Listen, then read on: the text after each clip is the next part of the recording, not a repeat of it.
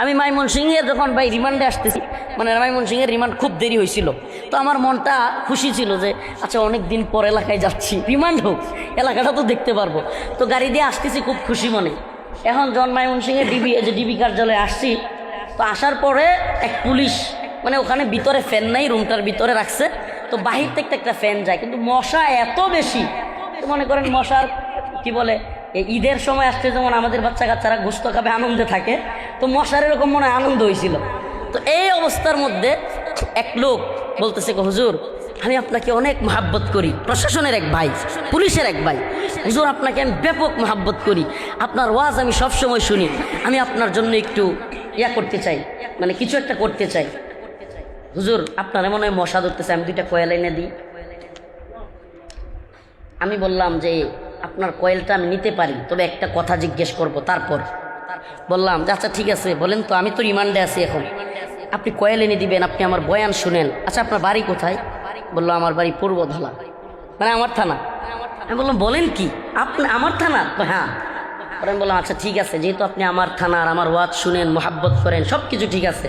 আমিও ময়মনসিংহে আসার সময় খুব খুশিতে ছিলাম যে এলাকায় যাচ্ছি, এলাকার কিছু মানুষের সাথে দেখা তো হবে, এমনকি সুযোগ পাইলে আমার আম্মাও হয়তো আসা যেতে পারে, দেখা হয়ে যেতে পারে, যদিও সেটা সম্ভব হয় না, দেয় নাই। তো যাই হোক, আমি খুব খুশি ছিলাম। তো ওই পুলিশ অফিসারকে জিজ্ঞেস করলাম, আচ্ছা বলেন তো, এখন যদি আমি যেহেতু রিমান্ডে আছি, আপনার উপরের অফিসার বলে যে হুজুরকে পিটাইতে হবে, আপনি কি করবেন? হুজুর আমার কিছু করার নাই, আমার হাত পা বাঁধা, পিটাইতে হইব। একবারে হুবহু কোট করলাম, বলতেছে হুজুর আমার হাত পা বাঁধা, কিছু করার নাই, পিটাইতে হবে। পরে আমি বললাম তাইলে আপনার আমি নিব না, আপনার কয়েল আমার দরকার নাই। আপনারা এখনো আল্লাহর জন্য কিছু করাও বুঝেন না, গায়রুল্লাহর জন্য কিছু করতেছেন সেটাও বুঝেন না। আল্লাহর হুকুমের বিরুদ্ধে যায় এমন হুকুম ও গায়রুল্লাহর হুকুম আপনারা মানেন। আপনারা রব মালিককে মানতেছেন না, আল্লাহকে মানতেছেন না, সরকার প্রশাসন এবং বেতনকে রব বানায় নিছে। এরা বেতনকে রব্বুর রিস্ক বানায় নিছে। এরা মনে করে রিজিক দাতা হলো আমার চাকরি। নাউজুবিল্লাহ বলেন। রিজিক দাতা কে? ইন্নাল্লাহা হুয়ার রাজ্জাক।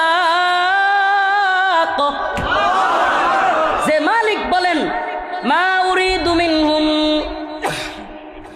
আল্লাহ বলেন মা উরিদু মিনহুম মির রিজকি ওয়া মা উরিদু আন ইউতঈমুন।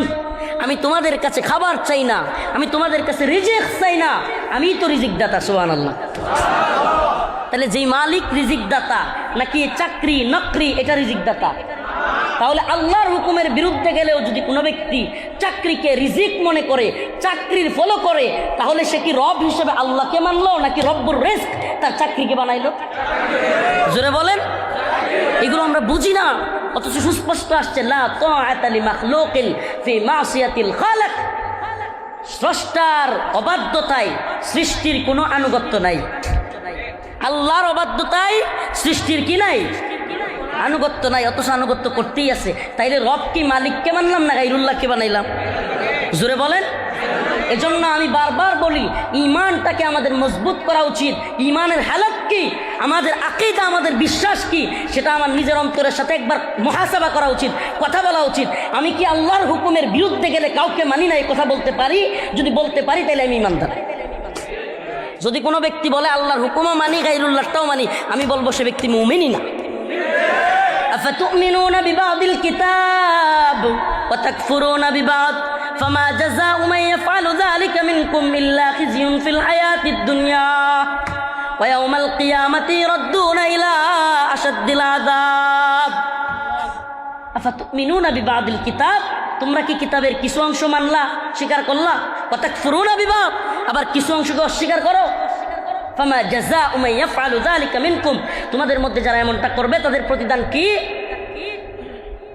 ফামা জাযাউ মান ইয়াফআলু যালিকা মিনকুম ইল্লা খিzyun ফিল হায়াতিদ দুনিয়া, তাদের জন্য আছে দুনিয়ার জীবনে লাঞ্ছিত অপমানিত জীবন যাপন। এদের ইতিহাস দেখেন, এদের ইতিহাস দেখেন, এদের 14 গোষ্ঠীর ইতিহাস দেখেন, আর আমাদের ইতিহাস দেখেন। আখের এরা লাঞ্ছিত হয়ে দুনিয়া ত্যাগ করেছে। আর আমরা আখের, আল্লাহ রসুল বলেছেন মুমিনের 2টা দিক দেখে আমি অবাক হই। মুমিন কষ্ট পায়, কঠিন পরিস্থিতির মধ্যে পড়ে, সবর করে, আল্লাহ প্রতিদান দেন।